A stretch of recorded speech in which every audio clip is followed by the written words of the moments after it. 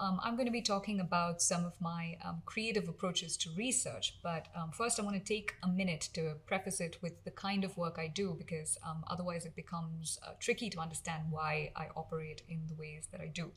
I'm an artist, designer, and writer, and my practice is very multidisciplinary, and I combine art, design, and writing to create storytelling and narrative experiences to help communicate complex ideas. And to give you some background, I majored in visual communication design from Srishti Institute of Art, Design and Technology here in Bangalore. Um, After which I went on to then work for a year as a research assistant at my college, and during which time I worked as a project coordinator at a public art lab called Art in Transit. After that, I went on to completely the other side of the spectrum, and then I went on to spend 3 years as a senior interaction designer at Harman International, where I worked in the UX strategy team, and my job basically involved coming up with narratives and new creative ways to pitch to their clients. And after 3 years there, I then left to work on my own and set up an independent practice of sort, under which I work on a host of different creative projects and endeavors. For example, the Dollhouse project is my most recent art project, which is basically an interactive narrative that is set in a miniature universe, and it's set in a dollhouse that is kind of built very much like a real home. And the story basically plays out as seasons and episodes on Instagram. And while it's very playful, the idea is for it to eventually turn somewhat dark and start exploring themes of loneliness and isolation in the 21st century.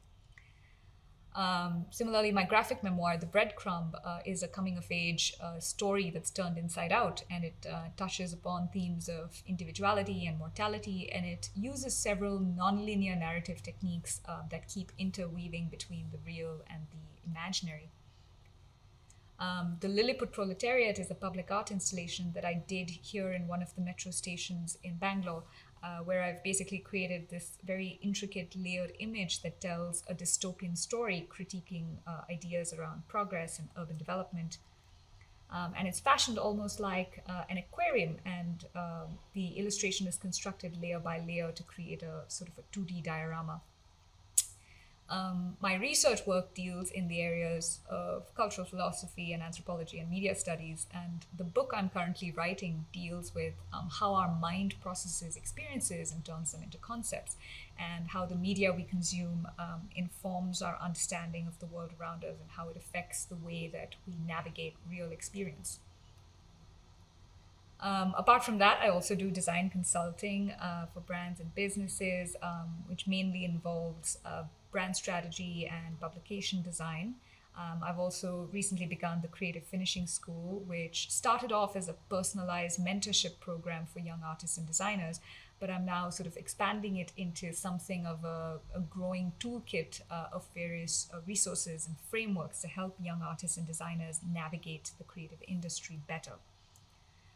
Finally, another project that I've recently begun is The Quaver, which is an online cultural critique magazine that aims to pick out exemplary pieces of media, whether it's a movie, a book, an episode from a TV show, or even a video game, and then publish detailed long-form critiques and analyses of them. So as you can see, I like to do a lot of different things in a lot of different ways, but I'm hoping that through this session, the convergences between them will become more apparent and visible as we go along. Which brings me to what I'm going to talk about today, which is my methods of creative research. And I put that in quotes because, quite honestly, I don't really know what I mean by the term myself. I don't really know what constitutes research, what constitutes process, what constitutes output, and I don't really care what any of those things are called, because these things tend to blur together for me, because ultimately they're all really just means to a particular end. And the way I see it, that end goal really just comes down to making complex ideas and patterns of thought legible. And part of what defines legibility for me is the difference between something being cognitively accessible versus experientially absorbable. So, does an idea click into place? Does it sit right? So, for me, it's not about whether something is technically comprehensible to people, but rather whether they're able to assimilate and integrate it into their practical experience of the world around them. So, I don't care if it's a nail biting thriller or a dry and technical essay in a journal. Is it able to convey its ideas effectively? And I don't believe that effective communication is possible by appealing to our cognitive faculties alone. So part of my reluctance to engage in more traditional forms of academia is that despite it being the space that contains perhaps the world's most important, valuable insights and ideas, it is also extremely remote and inaccessible to most people. Now, obviously, that comes with certain practical challenges because academic research is obviously the way that it is because it has to convey ideas with a certain depth and rigor that cannot be compromised through creative expression. But I still think that there are intelligent, clever ways to kind of dance along that spectrum, and that's part of what I try to do with a lot of my work. And so that can manifest as something as simple as, just knowing which word to italicize or understanding how to pace an argument and how to structure it in a way that delivers the most impact, or knowing the exact right moment to insert an anecdote or a quote so that it is able to create impact where you want it to. And then, of course, at the other end of the spectrum, you might have something like a deeply philosophical animated TV show like BoJack Horseman, which is able to convey a great degree of depth and intricacy and requires a lot more creative maneuvering, but the core underlying principle is still the same, which is that I like to think of it as formats that can be consumed through one's imaginative faculties rather than just their intellectual ones. And by this, I don't necessarily mean that it has to be artistic or visual in terms of output, but rather I like to think of it as formats that enable visualization or immersion into the structure of your thinking. Part of the reason that narratives and storytelling are so present in so much of my work is because it is so effective in facilitating this kind of immersion into the ebb and flow of a thought or idea. So rather than just stating a particular concept or idea, it allows you to, kind of journey towards it, possibly from a place of incomprehension towards a place of greater comprehension. And I've always thought of narrative in the most broad sense possible, which is as a framework that helps insert information within a framework of emotion or experience. So, for example, the way that I like to think about it is, no one ever says, "I find this joke funny," because that's just you conveying information. Instead, you say something like "ha ha," and that's when you allow the other person to experience how funny you found the joke. And that's how I like to think of narrative in its most basic, elemental, granular sense, is that it's able to kind of reframe information within a framework of experience. Now, obviously, one particular challenge that crops up is the inherent subjectivity of narrative representation, but I believe that one way to kind of successfully integrate narrative into more formal and serious types of expression is if you're able to demonstrate full awareness of your own biases, because that's what will, lend it credibility. Which then puts self-awareness at the very top of your list of skills and abilities to hone, because you can't hope to credibly communicate something through the lens of personal experience without utter, complete self-awareness. Another thing that happens quite often is that I talk to a lot of art and design students in my mentorship sessions, and a lot of them are often interested in academic research in some way or another, but they don't quite know how to access it. And they especially struggle to read and process academic writing because the complex esoteric nature of writing tends to intimidate and overwhelm them. And I would often tell them, well, don't just pay attention to the bricks, pay attention to the mortar too. Don't just try to process all the big, complicated words and ideas, but pay attention to the filler words too. So, for example, notice when they start a sentence with something like "in fact" or "naturally" or "oddly enough." Notice when they use words like "completely" or "entirely" or "surprisingly" or "on the other hand." Notice when they repeat words. Notice when they repeat phrases. Notice when they say the same thing in 3 different ways. Notice where the commas are, where the periods are, where the question marks are. pay attention to specific descriptors and adjectives and think about why someone might want to use one adjective versus another one. What is it that gives them? And these may seem like innocuous things, but when we start to pay real attention to these things, the structure of someone's thinking starts to reveal itself, and you realize what they consider important or unusual or worth repeating or what they consider insignificant. And you're able to kind of pick up on the rhythm and form and shape of their thoughts. And the fillers are, in some sense, the mortar and the glue that holds these pieces together. And noticing it is key to perceiving the entire structure, the entire gestalt of the idea that they're trying to convey to you. And once you get that, it becomes much easier to see where and how the bricks fit. So even in my own writing, I try to be very conscious of this in my literary style, where I'm making sure to use things like emphasis or repetition very deliberately to underscore the larger structure and shape and form of whatever it is that I'm trying to convey. Another technique that I often find myself drawn to is, speculative fiction that exaggerates and extrapolates from our reality in order to produce new insights, and how it can bypass certain limitations of factual accounts. So, for example, when I was in college, this was a museum proposal I had created called the Living Library of Dystopia, which basically proposed a museum come library that's modeled kind of like a natural history museum, except it recreates scenes from famous dystopian novels in the form of life-sized dioramas, life-sized window dioramas. And then it juxtaposes them against real historical artifacts from the time and context in which the novel was written. So, for example, a scene from Animal Farm juxtaposed with Stalin's doctored photographs or propaganda posters from Soviet Russia.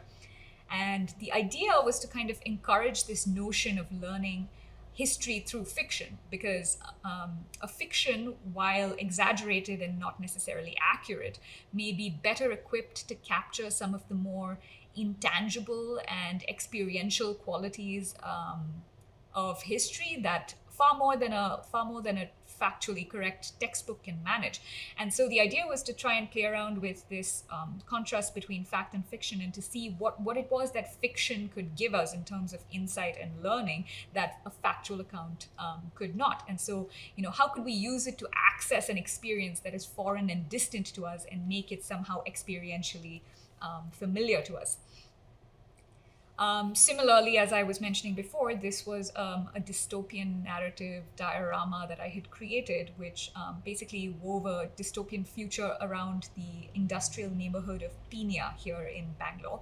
And it's basically constructed like a narrative jigsaw that's made up of tiny scenes, and you're never really told the entire story that's taking place. You kind of have to piece it together yourself, and it's kind of up to you how much of it you choose to process and which connections you choose to make, and how you kind of go about figuring out the larger premise of the story. And it was basically taking scenes and events and places from real life and extrapolating them into this speculative future. So, for example, I would incorporate things from the real neighborhood there, like, for example, the way that the trucks looked, or the way that the road signs looked, or some of the actual names of like buildings and things like that, and then kind of extrapolate that into this sort of dystopian future scenario. And the story was basically illuminating the inherent alienness of the images we conjure around progress and happiness and urban development. And the reason I like to explore this form of storytelling and this form of dystopian storytelling is because I think dystopian stories have this unique ability to kind of take your current reality and then illuminate aspects of it that are otherwise invisible to us. Aspects that we are perhaps afraid to confront, or kind of wary to see in their full detail and nuance. And the advantage with a dystopian story, and in fact the advantage with any kind of narrative, is that it is delivered in the form of entertainment, and that allows you to bypass a lot of the sort of blocks and impediments that would otherwise crop up when you are just trying to convey an idea or an opinion just like that. And I find that that is kind of the advantage with any form of narrative, especially with dystopian forms of narrative, because your guard is automatically lowered and you are far better primed to embrace ideas that you might have otherwise resisted or otherwise turned a blind eye to, or tried to kind of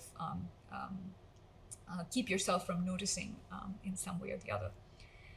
And so, as you can see, a lot of my work falls quite heavily on the creative side of the spectrum, and I enjoy the liberties that these methods afford me. But that's why I want to now talk about my current book project, which falls much more heavily on the academic side of the spectrum. It started from a very academic place, and it is quite formal at its core in terms of the themes that it's exploring and the ideas that it's proposing. But at the same time, I still try to filter a lot of it through a creative lens so as to make it more accessible and absorbable. And so I want to talk about some of the more creative tactics that I try to use in this book specifically towards that end.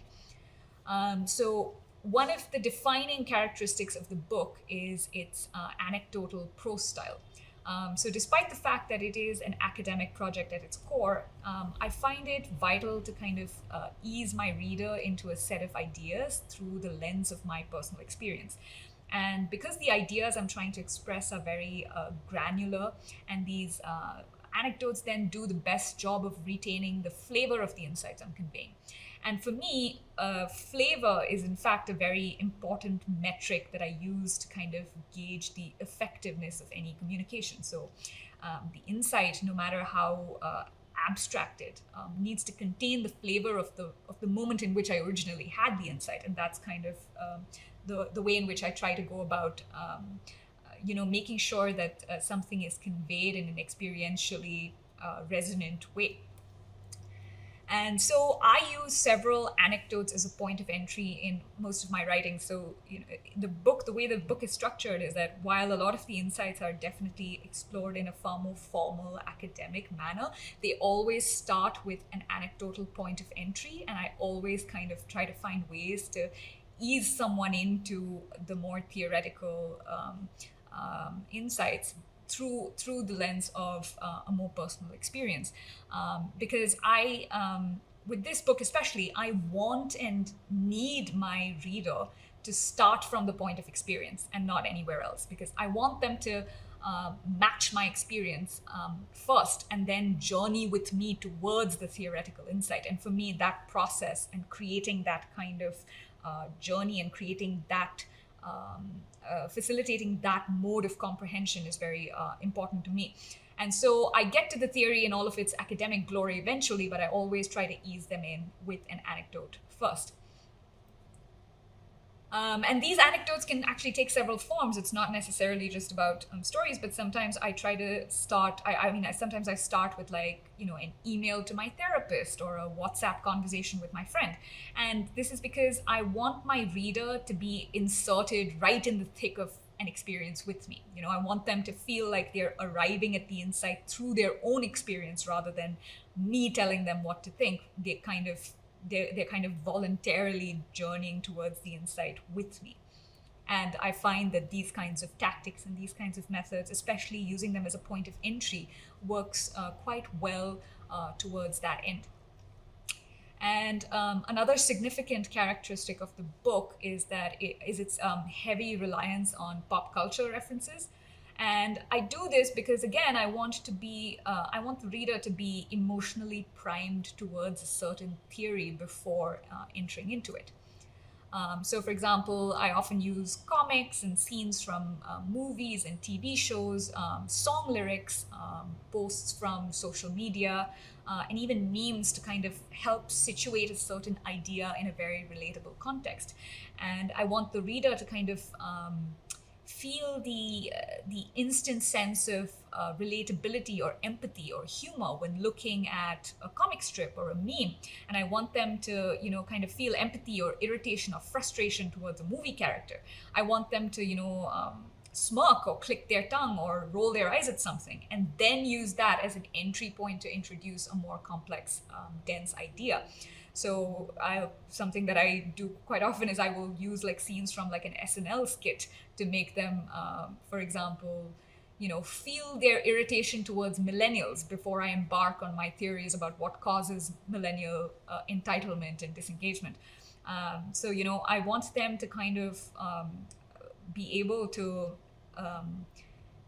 experience the starting point that I had when I was trying to arrive at this insight in the first place and kind of start from there. And I often use pop cultural references to do that because I find that that is a rather effective way to, again, insert someone directly in the midst of experiencing or responding to something in an emotional way.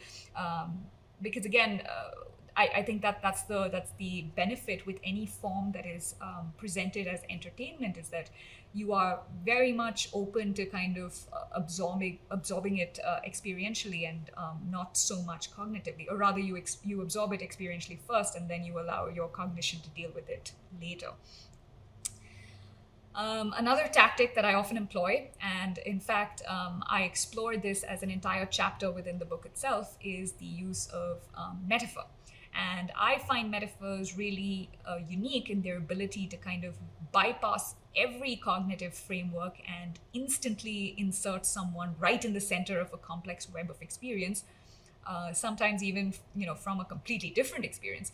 For example, you may not know what it feels like to be on the first day of a new job, but you may very well know what it feels like to jump into a cold pool of water. And if I am able to equate those two experiences through a metaphor, you can instantly insert yourself right in the center of that experience and all of its implications. And that kind of gives you clues about how that experience needs to be navigated. So if you are feeling lost at a new job and you don't have your bearings and you just want to quit and you don't really know what to do with it and your cognition is not really helping you figure out what it is that you do with such an experience, if you can identify the perfect metaphor that would capture the essence of that experience and you feel it click and you think, yes, this is an experientially similar scenario, even though it's a completely different scenario, it is experientially similar.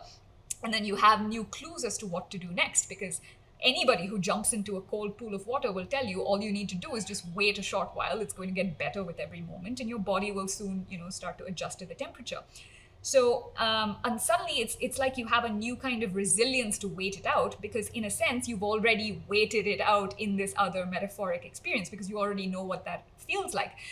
So it's as if through the metaphor you've already experienced the entire life cycle of a particular scenario or a particular experience, and you already know how it plays out, and you've already experienced how it plays out, and that kind of gives you a form of very actionable experiential knowledge that your cognition is not always kind of able to provide you with that same kind of actionable knowledge that you're able to put into effect so quickly.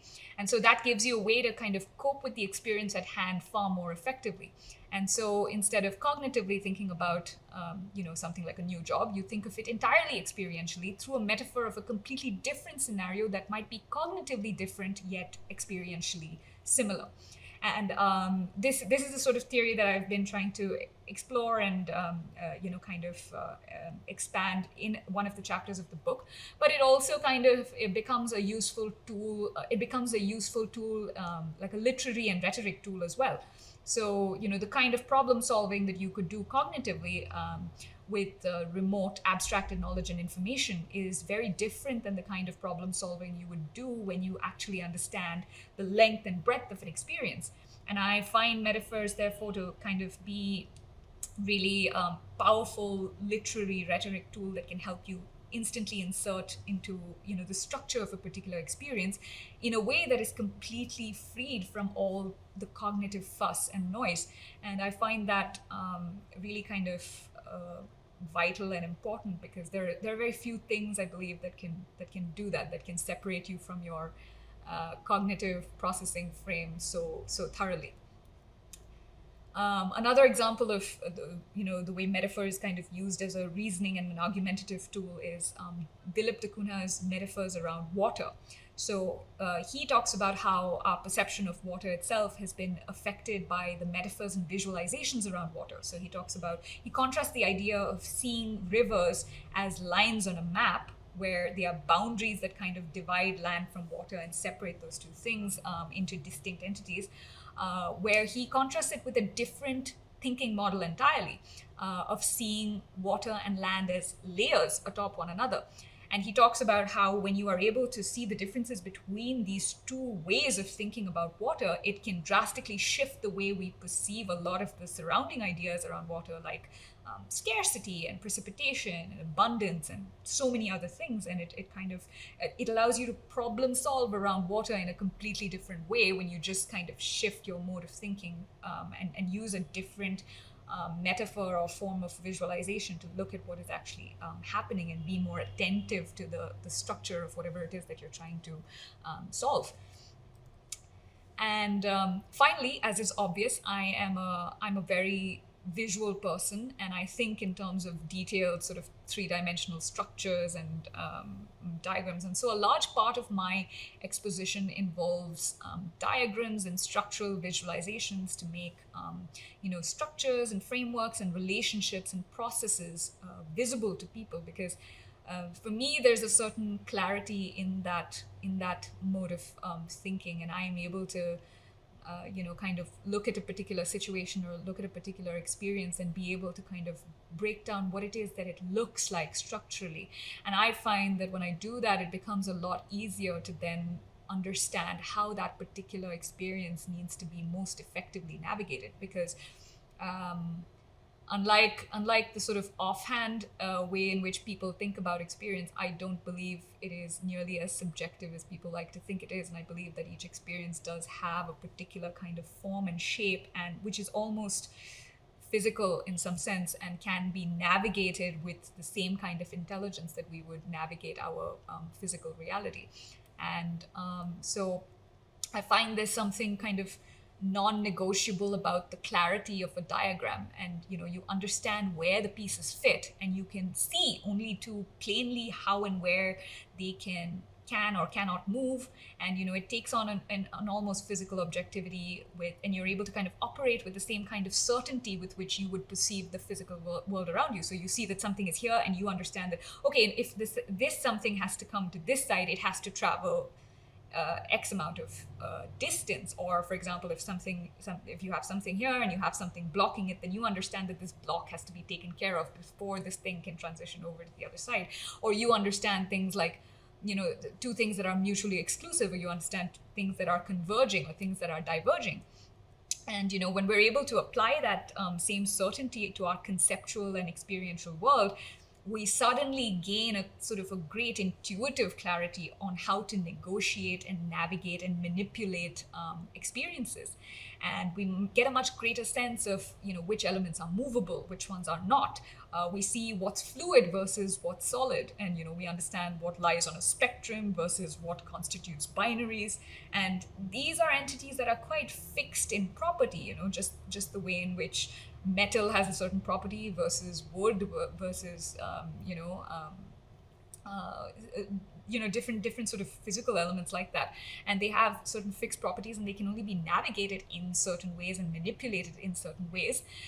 So just like how you can't expect a table to be able to stand on just one leg, you understand with sort of instant clarity what is and isn't possible with a certain experience, and you become much better and more intuitive at navigating it when you're able to think in terms of visualizations and structures.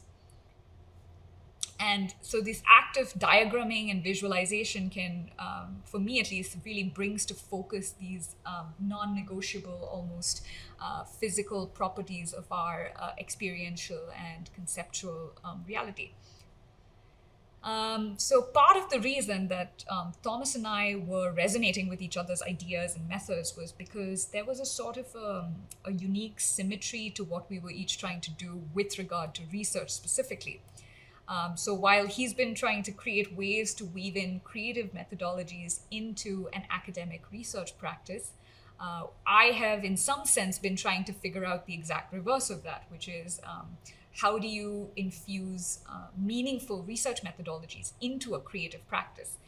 And part of that goal comes from my frustration with the sort of frivolous way that research is often conducted in art and design institutions, because I find that it tends to just kind of get sprinkled on top like a garnish rather than being the very base of the broth itself. And so my pedagogic interests very much revolve around figuring out how to enable creative forms of research and inquiry that don't compromise on the sheer rigor that's required of academia. And one of the main challenges is that creative people don't really relate to academic output. It's not digestible for them. They find it too alien, too dense to engage with. And most importantly, they often come in with this preconceived notion that their brains are only built for more free-flowing, unstructured thinking, and they kind of see academia as a stark contrast to that. But what they are usually good at is reading situations and seeing things that other people don't see. You know, they're able to read people and their motivations, or they're able to engage in, you know, alternative problem solving and lateral thinking or visual thinking. They're able to kind of look at a situation and point out absurdities or contradictions or patterns in behavior. And so they can be really useful in accessing and assimilating the more granular aspects of experience. You know, they're good at collecting raw experiential field data in some sense. So the question then becomes, how do you kind of help them bridge and abstract that into more sophisticated, high-level forms of thinking that are more non-negotiable and, you know, sort of less subjective? And so, you know, how do you kind of, one of the things I like to explore is sort of how do you create bridges between hardcore theoretical material and specific, relatable, everyday manifestations of those theories? So, you know, almost how do you, I've always kind of wanted to look into creating something of a bank of examples and stories and anecdotes that can act as an entry point into various academic texts. So, for example, what are some immediate accessible entry points that could lure you into Edward Said's Orientalism or Plato's Republic or whatever it is, you know? And the other thing is creative people, you know, they don't relate to and are very sort of opposed to the processes of academic research, which involves things like readings and books and bibliographies and citations. And what they do like to do is sort of go out there and observe real world examples. So then for me, the question then becomes, okay, how do you create frameworks and guidelines for this type of research? You know, how do you give them like a playground to work in and rules to adhere to or formats to look for? For example, you know, maybe have them seek out contradictions of a certain kind, or perhaps look out for certain specific peculiarities or absurdities, or look out for real world manifestations of a particular thinker's ideas.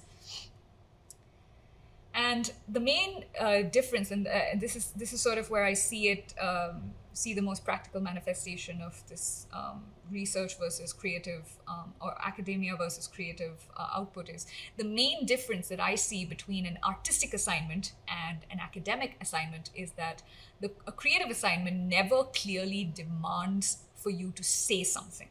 Whereas an academic assignment always requires you to make some kind of an argument and some kind of a point. And as a result, artists tend to have this luxury and liberty of being really kind of wishy-washy with what they're trying to say. So the question then becomes, you know, how to kind of get ahead of that. And I've always imagined that one way around that is to require that you pitch the argument first and then worry about medium and expression later. And you start with creating sort of an outline like how you would for an academic paper, and pinpoint the key nuances and define the specifics of the message or argument you're trying to convey, and then see how to translate that into another creative medium like a book or a film or a comic without losing the nuance. Because chances are, if you have predefined the nuances, then you'll be less prone to compromising them when it comes to the creative expression, because you've already done that work to kind of suss out all of the details and the nuances, and then you're not going to be so thrilled to kind of whittle them down to a catchy headline or a fun sort of a creative expression that just kind of simplifies and oversimplifies everything.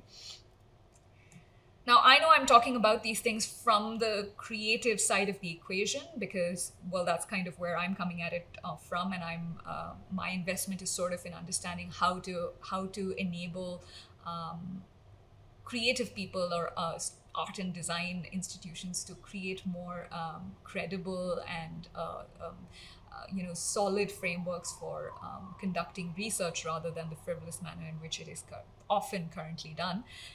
But you can very well kind of flip it the other way around and figure out what these things might mean when viewed from the other side, and kind of understand what it would mean to try and integrate some creative methodologies into a more formal academic research practice.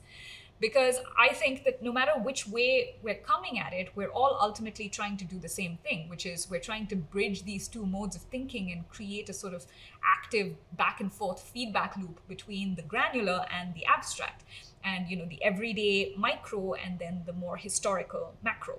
And that exchange can only kind of take place when we approach it from both ground up and top down to create our best chance at facilitating an immersive and lasting form of comprehension, which I believe is at least the point of my work, is to try and figure out the best chance at enabling comprehension. And I believe in some sense that it is everybody's goal, because I mean, why would we do what we're doing otherwise?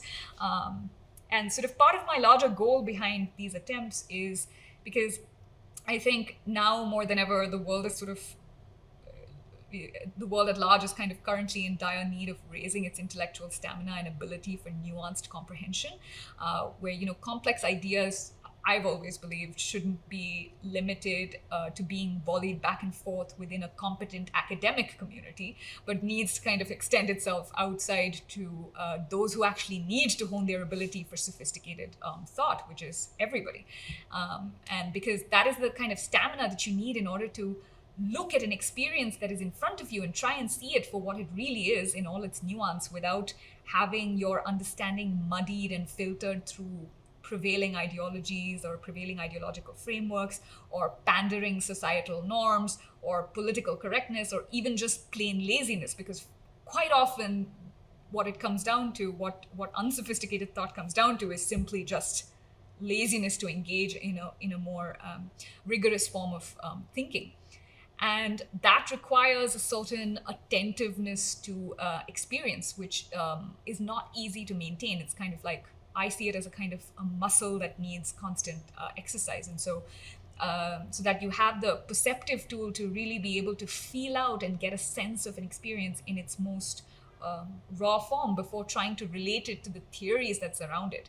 And so instead of building a really detailed theoretical conceptual understanding first, which a lot of us tend to have about lots of the things we experience, and then imposing it upon your experience and trying to mediate your experiences through static concepts, I believe that it's more important to kind of find ways to try and understand the experience experientially first and get a sense of that in its most formless, wordless state before kind of subjecting it to your cognitive and intellectual frameworks of understanding. And I believe that kind of finding ways to integrate creative methodologies into research can help enable that kind of thinking. So with that, I hope that in some sense explains not only the specific tactics that I employ when it comes to this kind of work, but also the sort of the larger purpose that I'm trying to serve by going about it in these ways. So thank you very much for letting me talk about this. This is something that's very sort of important to me in a lot of ways, but I don't usually get to sit down and articulate it. So I'm glad I was able to do that.